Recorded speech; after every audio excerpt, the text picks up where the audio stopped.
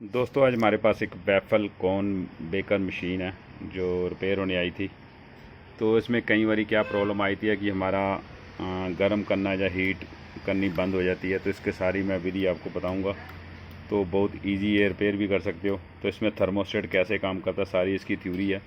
तो बेसिकली पहले मैं बता दूं, इसमें जो एलिमेंट लगा इसके ऊपर से बीच में प्लेट में एलिमेंट होता है।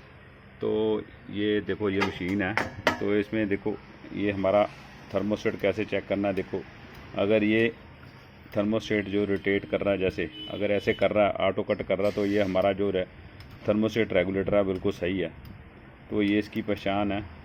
तो देखो ये इसका देखो कट टक की आवाज़ आती है, यानी आगे अंदर ऑटो कट हमारा काम कर रहा है थर्मोस्टेट में। तो इसकी सारी मैं आपको खोल के सारी थ्योरी भी बताऊंगा कि कब तक कभी कभी प्रॉब्लम आ जाए तो कैसे ठीक करना है। कल तक आपको कभी प्रॉब्लम भी आए तो बहुत इजी आप इसको ठीक भी कर सकते हो।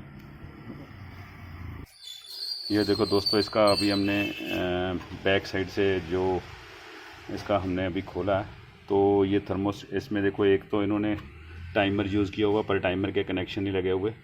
तो बेसिकली एक ऑन ऑफ स्विच है, ऑन ऑफ स्विच से हमारे एसी इसको डायरेक्ट इनपुट दी हुई है, और एसी इनपुट से इन्होंने देखो ये हमारी देखो थर्मोस्टेट को दिए हुए हैं कनेक्शन।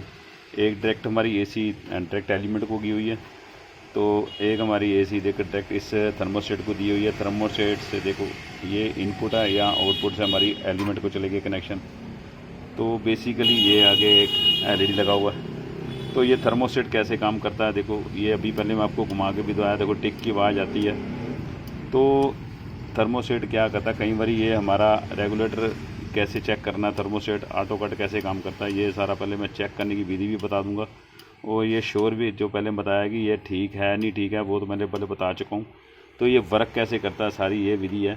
देखो इसमें एक इन्होंने एक वायर यूज़ की हुई है, ये लोहे की वायर है, लोहे की पाइप यानी सॉरी लोहे की पाइप है, ब्रीक पाइप होती है बिल्कुल।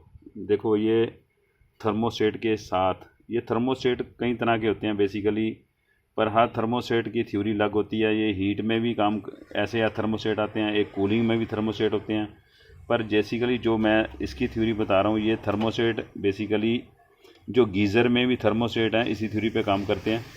तो ये थर्मोस्टेट की जो थ्योरी बता रहा हूँ, ये हीट में काम करने वाला थर्मोस्टेट है। इसकी जो पाइप है बेसिकली ये ब्रीक सी पाइप है। इस पाइप के अंदर एक लिक्विड वैक्स होती है बेसिकली। तो देखो ये लिक्विड एकदम का पारा जिसको बोलते हैं, लिक्विड वैक्स होती है। और जैसे जैसे ये हमारा लिक्विड गर्म होता है, नीचे एलिमेंट गर्म होता है, तो बेसिकली ये लिक्विड गर्म होता है, सेंस करता है, और लिक्विड पाइप हमारा गर्म होकर जो थर्मोस्टेट के अंदर ऑटो कट लगा हुआ है बेसिकली ये उसको कट कर देता है। तो ये पाइप की थ्योरी है। तो बेसिकली ये पाइप ब्रीक सी होती है, देखो बिल्कुल ब्रीक सी पाइप है। पाइप के अंदर एक लिक्विड टाइप वैक्स होता है, वैक्स टाइप लिक्विड होता है। तो ये हमारे ये कट करने का काम होता है। अगर हम ये नहीं लगाते तो हमारा ये थर्मोस्टेट के अंदर जो कट लगा हुआ है वो काम नहीं करेगा। तो हमारा ये बेसिकली जो नीचे एलिमेंट लगा ओवर हीट होकर एलिमेंट उड़ जाता है। क्योंकि जितनी महंगी मशीनें आती हैं उसमें सभी में ये ऐसा ही पाइप उन्होंने यूज़ की होती है। क्योंकि ये कभी आप नोट करो, ये गीज़र के अंदर भी एक ऐसी मोटी पाइप होती है जो उसमें लिक्विड वैक्स होता है। जैसे ही वो हीट को सेंस करता है आगे ऊपर कट कर देता। सेम थ्योरी ऐसी इसी में भी ऐसी काम करती है। क्योंकि इसमें थोड़ी थ्योरी इसमें ब्रीक पाइप लगाई हुई है।